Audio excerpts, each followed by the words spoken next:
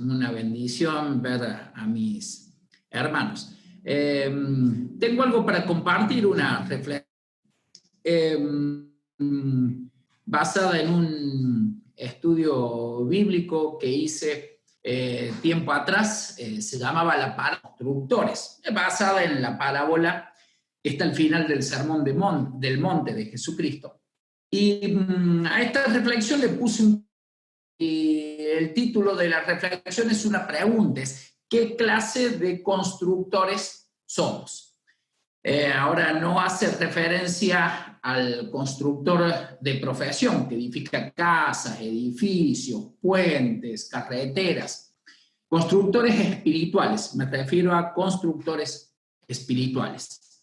Así que antes de avanzar con el estudio me gustaría orar, encomendarnos a las manos del Señor y rogarle por sobre todas las cosas a Él que nos hable mediante su Espíritu Santo, mediante su palabra, que es más cortante que espada de dos filos y penetra, cale hondo en nuestros corazones. Oremos, Señor Dios Todopoderoso, nos encomendamos ante ti, Padre, rogándote que tú nos guíes sobre todas las cosas a entender y aprender tu palabra. Dios, muchas gracias por tu gran bondad, tu misericordia para con nosotros, en Cristo Jesús, de habernos escogido desde antes.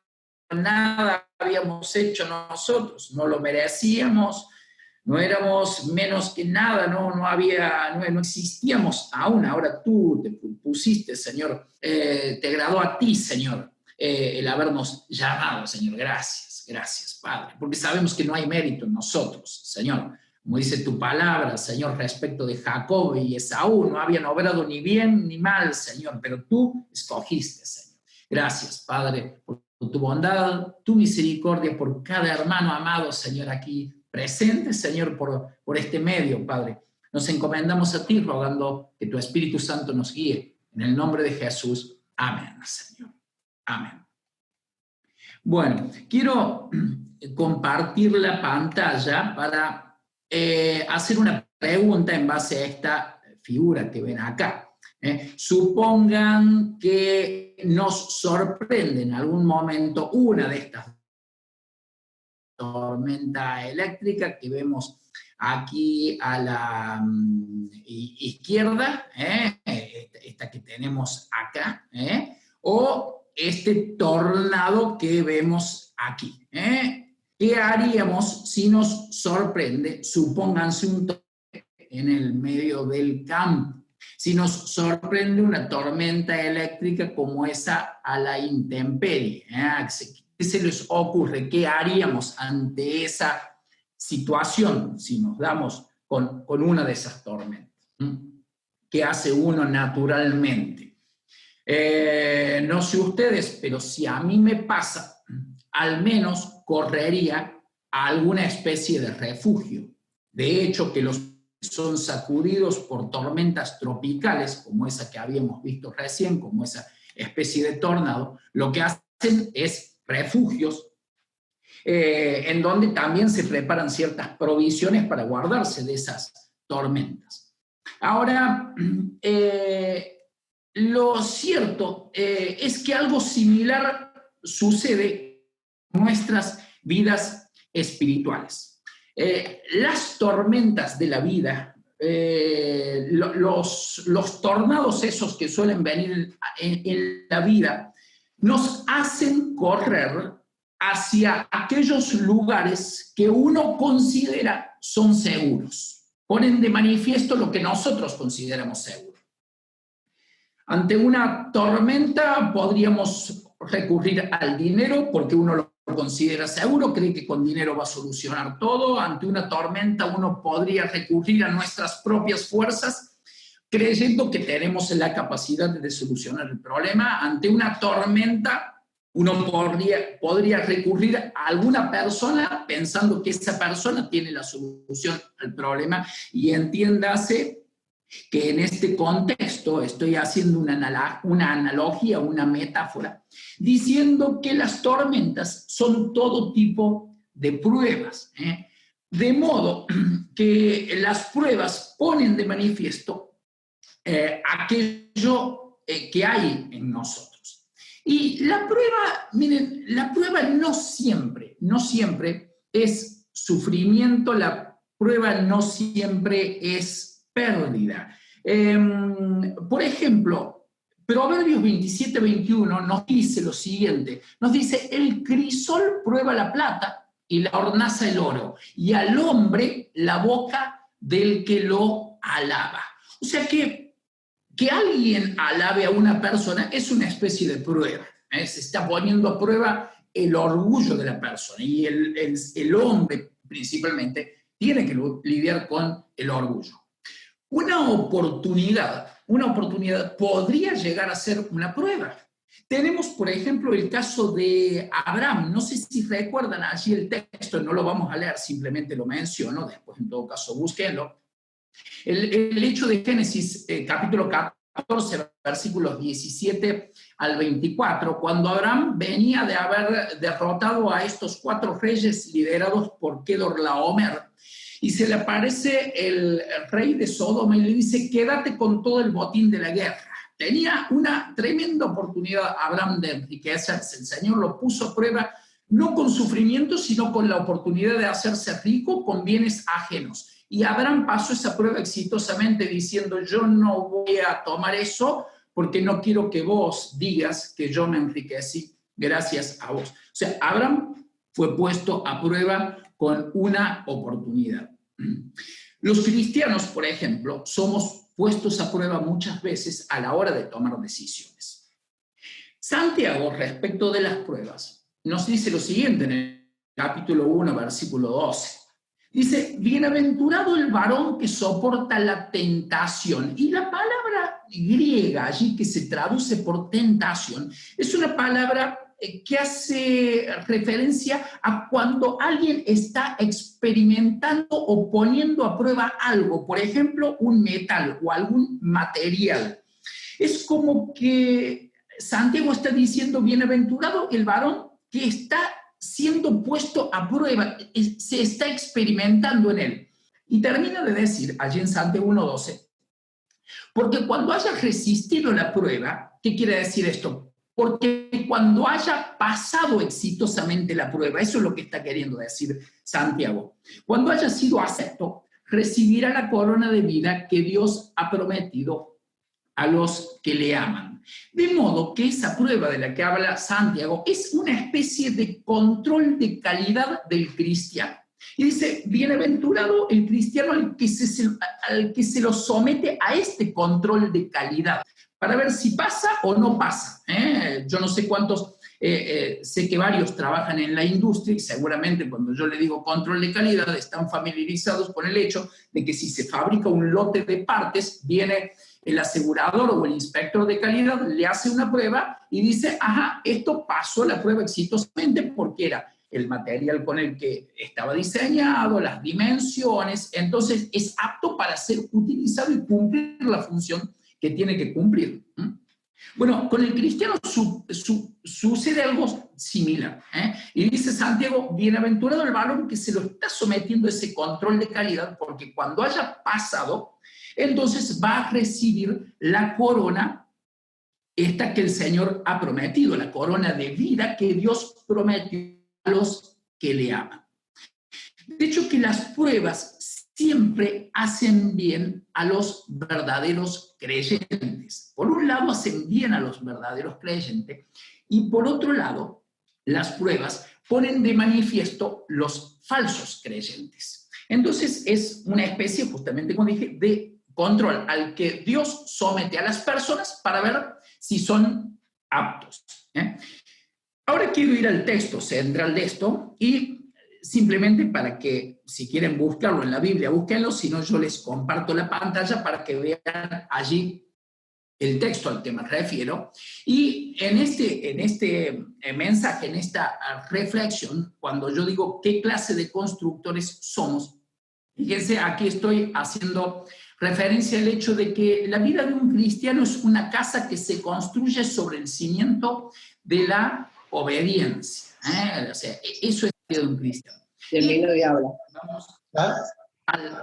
al texto de Mateo capítulo 7, versículos 24 y 27. Miren, he subrayado de paso aquellos textos en los cuales quiero concentrar un poquito la atención. Dice Jesucristo, cualquiera puede haber pronunciado el magnífico sermón del monte. Dice, cualquiera pues que me oye estas palabras y las hace, le compararé a un hombre prudente. Hombre prudente, presten atención a esto. Yo quiero marcar una cosa. Fíjense, acá el tema es las hace a las palabras. ¿Y a qué lo compara? A este hombre prudente. Acá está subrayado. Que edificó su casa sobre la roca. Descendió lluvia, vinieron ríos, soplaron vientos y golpearon contra aquella casa y no cayó porque estaba fundada sobre la roca. Pero cualquiera que me oye estas palabras y no las hace, le a un hombre insensato, que edificó su casa sobre la arena, y descendió lluvia, y vinieron ríos, y soplaron vientos, y dio con ímpetu contra aquella casa, y cayó, y fue grande su ruina. Acá hay dos cuestiones claves. Una, un hombre insensato y un hombre prudente. Lucas, el texto paralelo, lo dice en otros términos, y hay algo que me encanta. Fíjense, Lucas capítulo 6, versículo 47 al 49. Todo aquel que viene a mí y oye mis palabras y las hace, os indicaré a quién es semejante.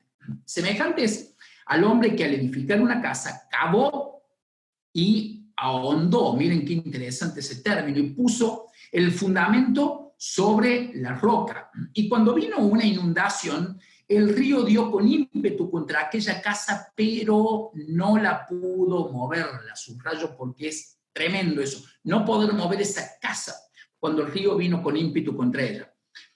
Porque estaba fundada sobre la roca. Ahí está la clave. Más el que oyó y no hizo, semejante es al hombre que edificó su casa sobre tierra sin fundamento, contra la cual el río dio con ímpetu y luego cayó y fue grande la ruina de aquella casa. Jesús nos está diciendo que no alcanza con escuchar la palabra de Dios. La cuestión está en obedecer. La clave es obedecer. Miren, hoy es muy fácil escuchar enseñanza bíblica, pero extremadamente fácil. Uno pone YouTube y tiene miles de ofertas de predicadores.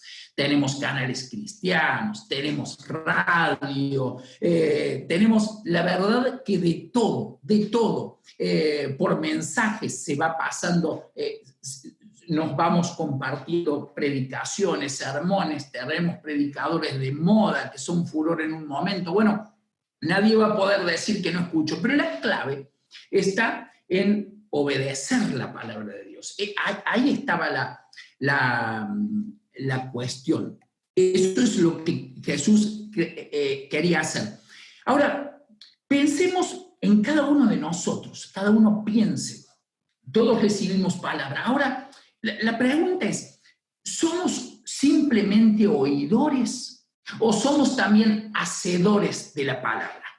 Edificamos sobre la arena a donde es fácil edificar, porque si uno se pone a ver, la cuestión está en que muchas veces escuchar predicaciones, escuchar predicadores hasta causa cierto placer. Y eso es, en cierta forma, edificar sobre la arena. Ahora, gracias a Dios por estos hermanos, pero qué tremenda responsabilidad la nuestra de poner en práctica toda esta enseñanza que se nos da. Es más duro edificar sobre la roca, cavar y ahondar, como dice Lucas, sobre la roca. Santiago capítulo 1, versículos 22 y 24, dice, o insta a esto, dice Santiago, pero ser hacedores de la palabra, y no tan solamente oidores, engañándoos a vosotros mismos. Santiago está diciendo, no crean que con oír es suficiente, hagan. Es un engaño pensar que con oír ya está. Porque si alguno es oidor de la palabra, pero no hacedor de ella, este es semejante al hombre que considera en un espejo su rostro natural, porque él se considera a sí mismo, va, y luego olvida de cómo era. Simplemente imagínense, todos estamos acostumbrados a afeitarnos frente al espejo, o al menos alguna vez lo hemos hecho. Imaginen que nos queda espuma de afeitar en la oreja, que suele suceder, que nos queda espuma de afeitar en la oreja, lo vemos y nos vamos con la espuma de afeitar en la oreja, no haciendo caso de lo que el espejo nos está diciendo. Bueno, lo mismo pasa con aquel que toma la actitud de leer la palabra de Dios, atender a lo que el hermano está enseñando, y muchas veces, o casi siempre, está la expresión, hermano, qué palabra fue para mí, la verdad es que fue un palo, es como que me habló a mí, pero uno sigue haciendo lo mismo. No tiene demasiado sentido, es como esa persona. Ahora, lo interesante de saber edificar, la clave esta, es que las tormentas, como esas que vimos en la foto, tormentas reales, pero que ilustran una realidad espiritual, las tormentas son inevitables, inevitables.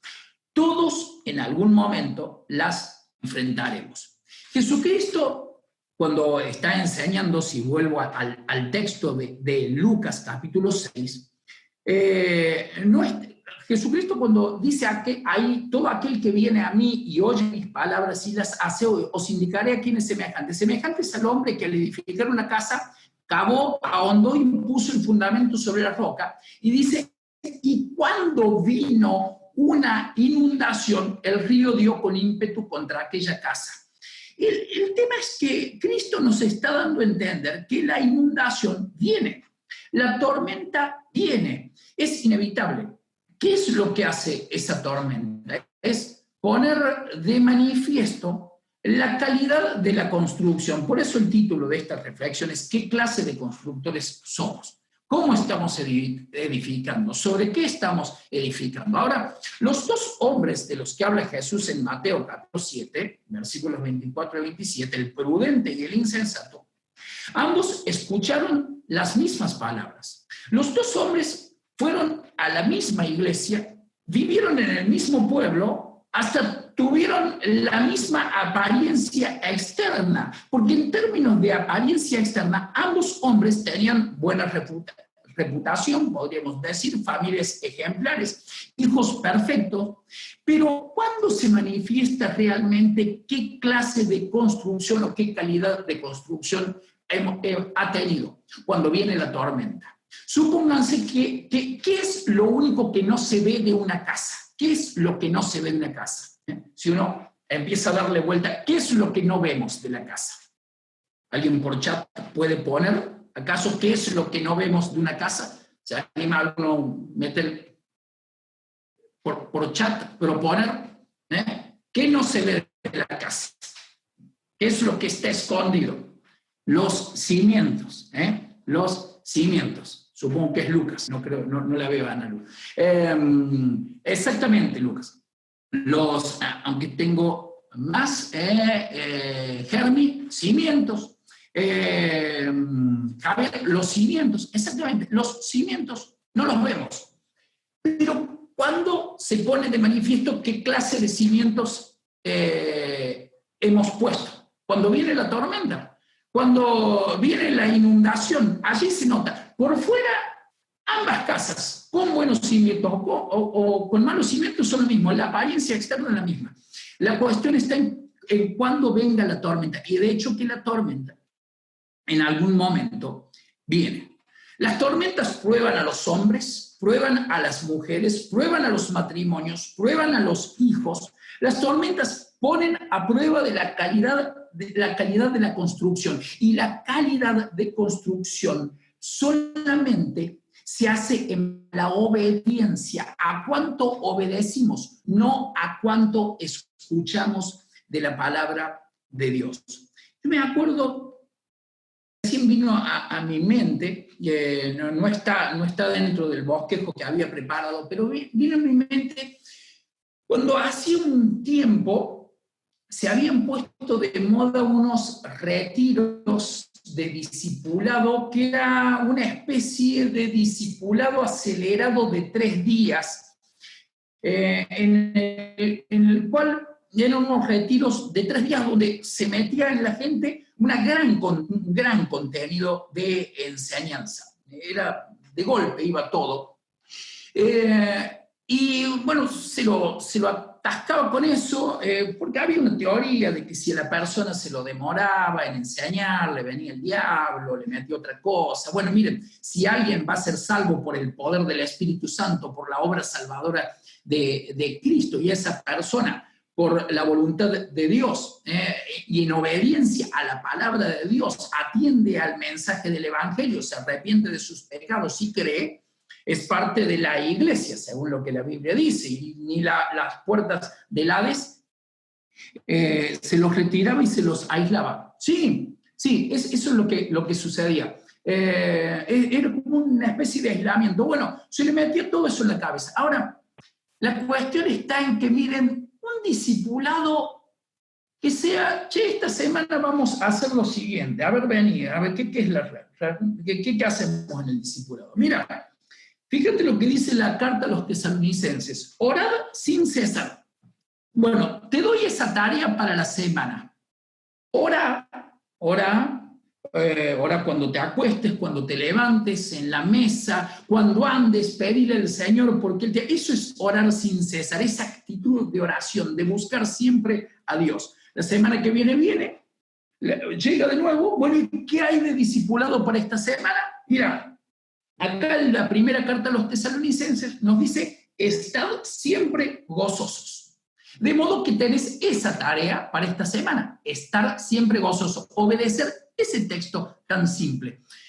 Y hay que pensar una cosa, es preferible saber poco y obedecer lo poco que se sabe que saber mucho y no obedecer nada de lo que sabemos. Porque la clase de construcción que hace al carácter, a la vida de un cristiano, no se basa en el conocimiento, sino se basa en la obediencia. Y no estoy dando a menos la cuestión del conocimiento, porque obviamente no hay obediencia sin conocimiento. Yo no puedo obedecer lo que no conozco, pero conocer, por conocer, la verdad que no tiene demasiado sentido. Por eso es preferible saber poco, obedecer lo poco que se sabe, y uno ahí está edificando sobre la roca. Ahora es interesante ver que Jesucristo dice esas palabras, esa parábola de los constructores, si uno lo quiere llamar así,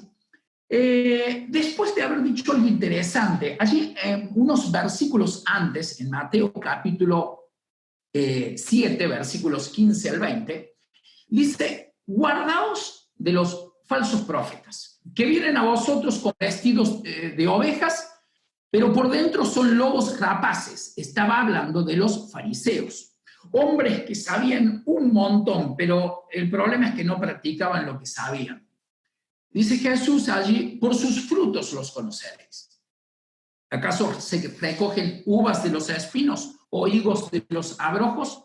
Así todo buen árbol da buenos frutos, pero el árbol malo da frutos malos. No puede el buen árbol dar malos frutos, ni el árbol malo dar buenos frutos. Todo árbol que no da buen fruto es cortado y echado en el fuego. Así que por sus frutos los conoceréis. Bueno, llegado el momento, cuando venga la tormenta, vamos a ver, dice Cristo, qué clase de frutos da.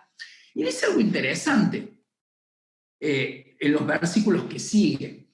Dice, no todo el que me dice, Señor, Señor, entrará en el reino de los cielos, sino el que hace la voluntad de mi Padre que está en los cielos. La vida cristiana no es una vida de dichos, sino una vida de hechos. La cuestión está en hacer la voluntad, no en decir que se hace la voluntad de Dios.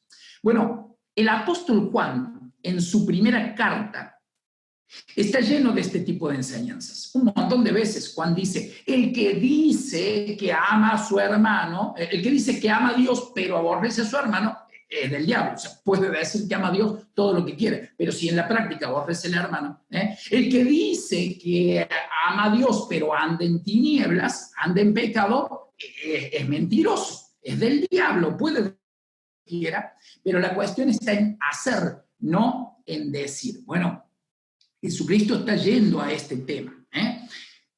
No es el que me dice Señor, Señor, sino el que hace la voluntad, es el que entra en el reino de los cielos. La cuestión no está en decir, sino en hacer. Mateo 7:22. Muchos me dirán en aquel día, Señor, Señor, no profetizamos en tu nombre y en tu nombre echamos fuera demonios y en tu nombre hicimos muchos milagros, y entonces les declararé, nunca os conocí, apartaos de mí, hacedores de maldad. El texto paralelo de Lucas capítulo 6, versículo 46, dice, ¿por qué me llamáis Señor, Señor, y no hacéis lo que yo os digo? Cristo quería que hiciéramos, no que dijéramos tanto. Miren, quiero compartir nuevamente la pantalla y hacer una pregunta respecto de la figura que aparece allí en el apunte. Miren, ahí hay dos cortes de sandía. ¿Qué diferencia ven entre ambas? ¿Cuál es la diferencia más notable en ambos tipos de sandía? ¿Alguien puede poner qué diferencia ve? ¿Alguien se da cuenta cuál es la diferencia entre los dos tipos de sandía? Las semillas. Exactamente, Marcos. Allí está la cuestión. Las semillas. ¿El tema cuál es? Si son de los que les gusta la sandía, sí, Dario está, de 10, también respondió lo mismo ahí por el chat. Si son de los que les gusta la sandía, todos sabrán que es un drama tener que estar sacando las semillas. Por lo general, ¿qué hace uno? Se las traga, se las termina tragando. Total, no nos va a crecer una planta de sandía en el estómago. Bueno, se ve que a alguien se le ocurrió decir, che, ¿por qué no le solucionamos el problema a los que no les gusta la semilla? ¿Qué hicieron? Sandías sin semilla. ¿Cómo se logra una sandía sin semilla? ¿Cómo se logra? ¿Qué hay que hacer? Hay que alterarla genéticamente. Hay que cambiar los genes de esa sandía. Lo interesante es que cuando uno las ve por fuera, no nota la diferencia. Sandía con semilla, sandía sin semilla, hasta que uno no la parte, no se da cuenta cuál es cuál. Tienen exactamente la misma apariencia. Bueno, ¿saben? Hay cristianos alterados genéticamente para que por fuera tengan la misma apariencia, pero no dan fruto, ya no dejan nada. Ese es el problema. Obviamente, esos cristianos alterados genéticamente para que por fuera tuviesen la misma apariencia es obra del diablo. El diablo se encarga en su laboratorio de alterar cristianos, por así decirlo, genéticamente, para que por fuera tengan la misma apariencia. Pero está el Señor que prueba realmente, le hace el control de calidad a la sandía y viene un momento y la cala, la cala. Esas son las pruebas. Y allí se ve qué clase de cristiano es uno y es otro. Allí es a donde se ve. Entonces, uno dice que los falsos cristianos pueden dar frutos. Sí, pueden dar frutos, pero malos, porque han sido alterados genéticamente. Ahora, los buenos frutos los dan los verdaderos cristianos.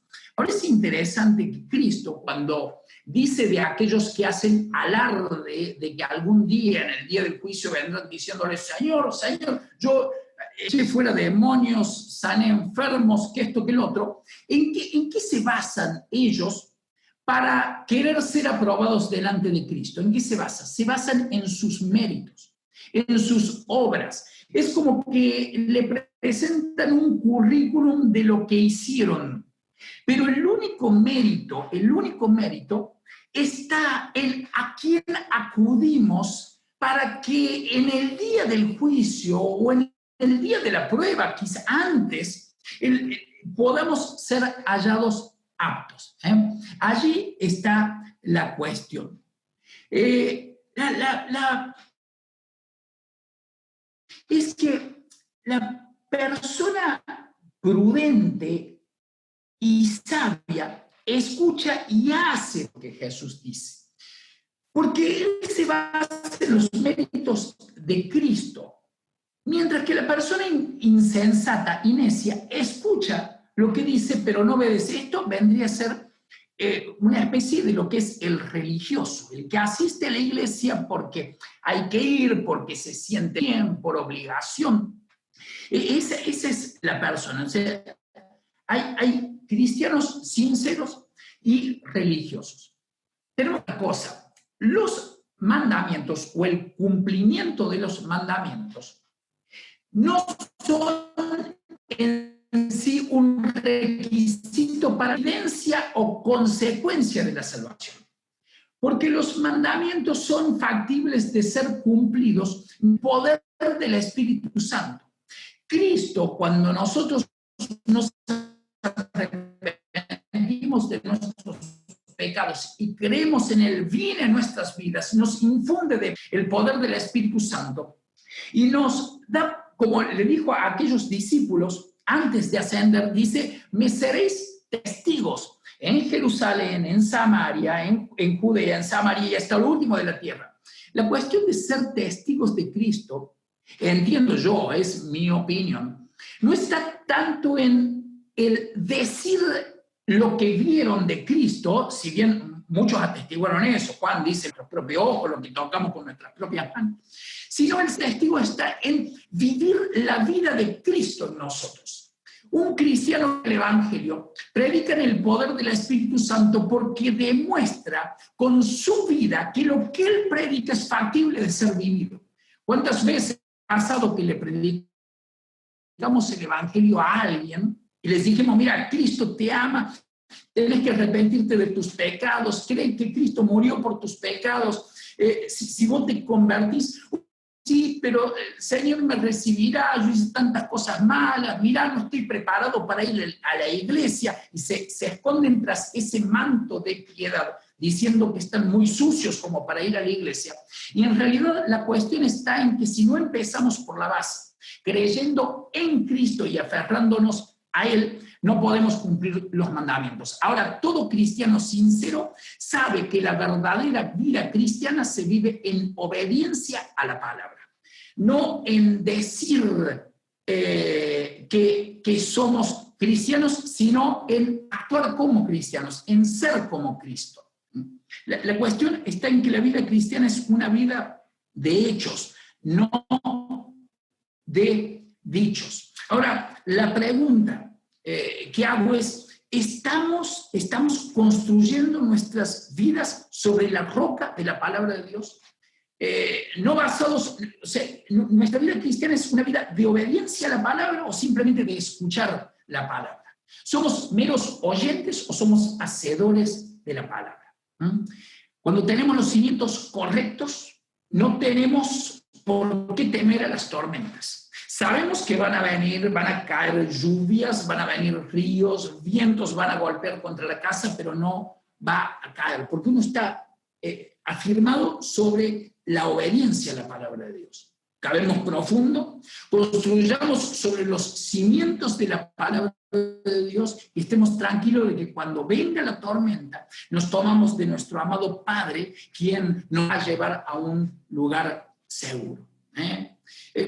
Algunas preguntas que dejo. ¿Qué tormentas hay que prueban nuestra espiritualidad y ponen de manifiesto los fundamentos sobre los que edificamos? ¿Cuántas veces nos pasa que vienen esas tormentas, ya sean económicas, de pérdidas sentimentales, de oportunidades? Miren, como dije recién, la tormenta no siempre, las pruebas no siempre son sufrimiento, las pruebas muchas veces son oportunidades, oportunidades mediante las cuales el Señor nos está probando para saber cuán firmes estamos en su palabra. ¿Cuáles son los frutos que tienen buena apariencia por fuera, pero que es producido por aquellos que no siguen a Cristo? sea, cuidemos de no estar haciendo frutos que simplemente sean apariencia, esas sandías alteradas genéticamente, sino que tengamos semillas en nosotros, que den frutos y luego más frutos, y esos frutos se reproduzcan a 30, a 60 y a 100 por uno, como esa semilla que cae en buena tierra. ¿Cuál es una de las cosas en las que tenemos que pensar? ¿Cuál es la roca sobre la que los seguidores de Jesús nos apoyamos para construir su casa? Es esa roca de la obediencia que cuesta, que nos obliga a renunciar muchas veces a desear. Pensemos en que los frutos, que esos muchos de los que Mateo capítulo 7, versículo 22, habla, eran frutos que hacían, se basaban en sus hechos, en la autoconfianza. El cristiano confía en Cristo y lo que quiere hacer es seguirle a Él y agradarle a Él mediante la obediencia a su palabra. El verdadero cristiano pertenece a Cristo. El verdadero cristiano no dice conocer a Jesús, o no dice conocerlo intelectualmente, sino que lo conoce en base a una experiencia que tuvo con Cristo. Miren, cuando uno lee la historia de los 70 que vuelven con gozo de la comisión esta a la que los envía el Señor, allí en Lucas capítulo 10, Señor, no sabes, hasta los demonios huían de nosotros, se nos al corazón. Dice, miren, espíritus, fíjense de que vuestros nombres están escritos en los cielos. Interesante la diferencia entre los muchos que vienen haciendo alarde de lo que hicieron, que menciona Jesucristo, a los cuales dirá, nunca los conocí. No es que les dice, miren, a ustedes yo me acuerdo, los he conocido en un tiempo, pero después se desviaron. No, dice, nunca los conocí. Ahora, a estos les dice, alégrense de que sus nombres están escritos en los cielos. Los conocí, había una relación íntima con ellos. Ese es el motivo de la alegría del discípulo. Se regocija de su relación con Cristo, en conocerle, se regocija en esa relación personal y en ese deseo de, si conoce poco, lo poco que conoce lo pone en práctica, obedece, ahonda, cava sobre la roca. Qué lindo cuando el cristiano vive esa vida centrada en la obediencia a la palabra, en querer agradar a su maestro, aquel que le enseña y está atento y pregunta y quiere agradar y se preocupa si no hace la voluntad de su maestro, la voluntad de Cristo. Por eso, ya con esto cierro, concluyo. Miren, tenemos que trabajar con diligencia para edificar nuestras vidas sobre el fundamento de la palabra de Dios. No el escuchar la palabra simplemente por escuchar y llenarnos de conocimientos, sino el escuchar para obedecer. Escuchar para obedecer. Cuando uno llega a hoy y se dio cuenta de que edificó mal, muchas veces lo que tiene que hacer es dejar que se venga abajo todo y volver a edificar. Porque ¿cuál es el problema? ¿Con qué empieza una persona a edificar una casa? ¿Qué es lo primero que hace? Es lo primero que se hace, los cimientos. Si no se cavaron buenos cimientos y al momento de poner el techo uno se dio cuenta de que los cimientos no están bien puestos, es un problema, es un problema. Por eso muchas veces hay vidas de apariencia que se desmoronan, se destruyen. ¿Qué tiene que hacer esa persona? Es tomar eso y decir, che, he edificado mal. Vino el río, vino el viento, la tormenta, tiró abajo mi casa. Voy a hacer las cosas bien esta vez, voy a cavar sobre la roca, prefiero hacer poco, saber poco, pero obedecer lo poco que sé, obedecer. Ahí está la cuestión. Qué triste es cuando la casa se viene abajo y se vuelve a construir sin cimientos. Qué triste es cuando la casa se viene abajo y se la deja abajo y nunca más se la levanta. Qué bueno es cuando se empieza con buenos cimientos y se levanta una casa. Hermosa apariencia, pero esa hermosa apariencia no es apariencia simplemente. Son cimientos bien puestos, son tormentas que vieron contra ella, pero estuvo fundada sobre la roca. Palabra de Dios, obediencia a la palabra de Dios. Jesucristo como maestro, obediencia a ese maestro. Obediencia por sobre todas las cosas. Pregunta, ¿qué clase de constructores somos? ¿Cómo estamos construyendo? Oremos. Señor y Dios Todopoderoso, gracias por tu palabra, Señor. Señor, gracias por esa comparación que haces al final de ese magnífico sermón del monte, Señor. Qué tremendo, Señor, qué tremendo. Los principios que dejas en ese sermón. Principios ante los cuales la reacción del mundo es decir, pero es imposible una vida como esa. Pero el poder de tu Espíritu Santo lo hace posible. Para el hombre es imposible, pero para ti todo es posible. Por eso nos das ese Espíritu Santo, para que por ellos llevemos frutos, Señor. Gracias. Gracias por esa comparación. Señor, ¿a qué compararé el hombre que escucha mis palabras y no las hace? Es fácil, es como cavar sobre la arena. Pero ¿a qué compararé el hombre que escucha mis palabras y las hace, las pone en práctica? Reconocemos que no es fácil. Reconocemos que es cavar sobre la roca, ahondar sobre la roca, cuesta trabajo, muchas veces hasta nos podemos ver tentados a abandonar la tarea, pero cuánta satisfacción es ver que con el tiempo vendrán tormentas, ríos, pruebas, oportunidades, pérdidas, sufrimientos, decisiones que tengamos que tomar, Señor, pero esa construcción en base a la obediencia a tu palabra, que es perfecta, que no pasa, Señor, eso nos ayuda, Dios. Ayúdanos, Señor, a ser obedientes. Recuérdanos esto, Señor. Recuérdanos, te lo rogamos, oh Dios, siempre. Señor, recuérdanos que tenemos que ser la clase de constructores que levantan sus vidas en base a la obediencia, Señor. No al conocimiento vano, Señor, porque como dice el apóstol Pablo, la letra, si suelta, mata. Pero el espíritu que nos mueve a la obediencia a esa letra, esa palabra perfecta que no pasará, esa es la que hace que nuestras vidas estén firmes. ¿Y qué podemos temer, Señor? ¿Qué tormenta podríamos temer si somos fieles a ti, Dios Todopoderoso? Gracias. Te amamos, Señor, en el nombre de Jesús. Amén, Señor. Amén.